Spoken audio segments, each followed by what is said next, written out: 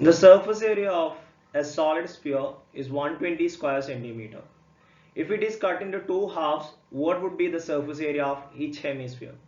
കട്ടിയായ ഒരു ഗോളത്തിന്റെ ഉപരിതല പരപ്പളവ് 120 ചതുരശ്ര സെന്റിമീറ്റർ ആണ്. അത് മുറിച്ച് രണ്ട് അർദ്ധഗോളങ്ങളാക്കിയാൽ ഓരോന്നിന്റെയും ഉപരിതല പരപ്പളവ് എന്തായിരിക്കും?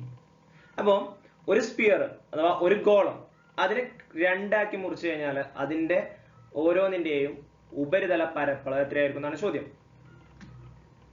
Surface area of the hemisphere, അർദ്ധഗോളത്തിന്റെ ഉപരിതല പരപ്പളവ് എന്ന് പറയുന്നത് 3πr² ആണ്. ഗോളത്തിന്റെ ഉപരിതല പരപ്പളവ് എന്ന് പറയുന്നത് πr² ആണ്. ആ ഗോളം നമ്മൾ കട്ട് ചെയ്ത് കഴിഞ്ഞാൽ അതിനൊരു കർവ്ഡ് സർഫസ് ഉണ്ടാവും. അപ്പൊ അത് 2πr². പിന്നെ അതിന്റെ താഴെ എന്തുണ്ടാവും? ഒരു സർക്കിൾ ഉണ്ടാവും. ഓക്കെ, നമ്മള് ബോൾ ഉണ്ടല്ലോ, നമ്മളെ ക്രിക്കറ്റ് ബോൾ അല്ലെങ്കിൽ ഫുട്ബോൾ, അതൊക്കെയാണ് നമുക്ക് ഗോളത്തിന് എക്സാം. അതിന് നമ്മൾ സെന്ററിൽ കട്ട് ചെയ്ത് കഴിഞ്ഞാൽ കർവ്ഡ് സർഫസ് പറയുമ്പോൾ ടോട്ടൽ സർഫസ് ഏരിയ എന്ന് പറയുന്നത് 4πr² ആണ്. അപ്പൊ ആ 4πr² 2πr² ഉണ്ടാവും. പിന്നെ അതിന്റെ താഴെ എന്തുണ്ടാവും? ഒരു സർക്കിൾ ഉണ്ടാവും. അതിന്റെ ഏരിയയും കൂടി കൂട്ടിയിട്ടാണ് 3πr² എന്ന് വരുന്നത്. ഓക്കെ, നമ്മളൊരു ഇക്വേഷൻ ആയിട്ട് തന്നെ പഠിച്ചു വെക്കുക കേട്ടോ. സർഫസ് ഏരിയ ഓഫ് ഹെമിസ്ഫിയർ എന്ന് പറഞ്ഞാൽ എന്താണ്? അഥവാ അർദ്ധഗോളത്തിന്റെ ഉപരിതല പരപ്പളവ് എന്ന് പറഞ്ഞാൽ എന്താണ്? 3πr². അപ്പോ 3πr² റേഡിയസ് നമുക്ക് തന്നിട്ടുള്ളത് surface area of the solid sphere ആണ്. അഥവാ ഒരു സ്പിയറിന്റെ ഗോളത്തിന്റെ ഉപരിതല പരപ്പളവ് എന്ന് പറയുന്നത് 120 ആണ്. അപ്പൊ ഗോളത്തിന്റെ ഉപരിതല പരപ്പളവ് കാണാനുള്ള ഇക്വേഷൻ നമ്മളവിടെ സബ്സ്റ്റിറ്റ്യൂട്ട് ചെയ്യാം. എന്താ ഗോളത്തിന്റെ ഉപരിതല പരപ്പളവ് അഥവാ surface area of a sphere എന്ന് പറയുന്നത്? 4πr².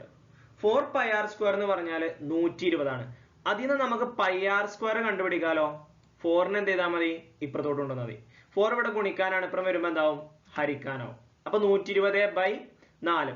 12 നമുക്ക് 4 കട്ട് ചെയ്യാലോ.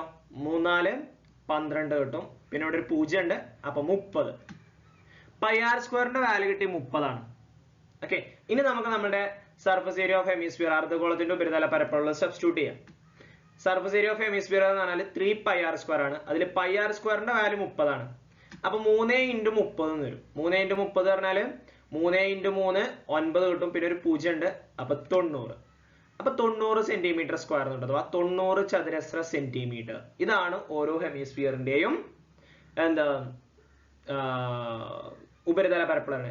അപ്പൊ എങ്ങനെ തോന്നുന്നുണ്ടാവും? രണ്ട് ഹെമിസ്ഫിയർ ചേരുമ്പോ അഥവാ രണ്ട് അർദ്ധഗോളങ്ങൾ ചേരുമ്പോ ഒരു ഗോളാവൂലേ സാറേ? അപ്പൊ 90ഉം 90ഉം കൂട്ടിയ 180 അല്ലേ? അവിടെ എങ്ങനെയാ 120? ഈ ഇവിടെ 4πr² ആണ്, ഇവിടെ 3πr² ആണ്. അത് നമ്മൾ ശ്രദ്ധിക്കണം കേട്ടോ. വോളിയാണ് നേരെ പകുതിയാകുക. സർഫസ് ഏരിയ എന്ന് പറഞ്ഞു കഴിഞ്ഞാൽ ഞാൻ പറഞ്ഞു, ഗോളം നമ്മൾ കട്ട് ചെയ്ത് കഴിഞ്ഞാൽ അതിന്റെ അടിയിൽ ഒരു സർക്കിൾ ഉണ്ടാവും അല്ലെ? ഗോളം കട്ട് ചെയ്ത് കഴിഞ്ഞാൽ ഇങ്ങനെ ഒരു ഫിഗർ ആണ് നമുക്ക് കിട്ടുക. മുകളിൽ ഒരു കർവ്ഡ് സർഫസ് ഉണ്ടാവും, താഴെ ഒരു സർക്കിൾ ഉണ്ടാവും. പക്ഷെ ഇതൊരു കംപ്ലീറ്റ് ഗോളാവുമ്പോ താഴത്തെ സർക്കിൾ ഇല്ല, ഈ രണ്ട് കർവ്ഡ് സർഫസുകളേ ഉള്ളൂ. ഓക്കെ, അപ്പൊ പകുതി ആവുമ്പോ കർവ്ഡ് സർഫസ് ഏരിയ പകുതി ആവുന്നുള്ളൂ.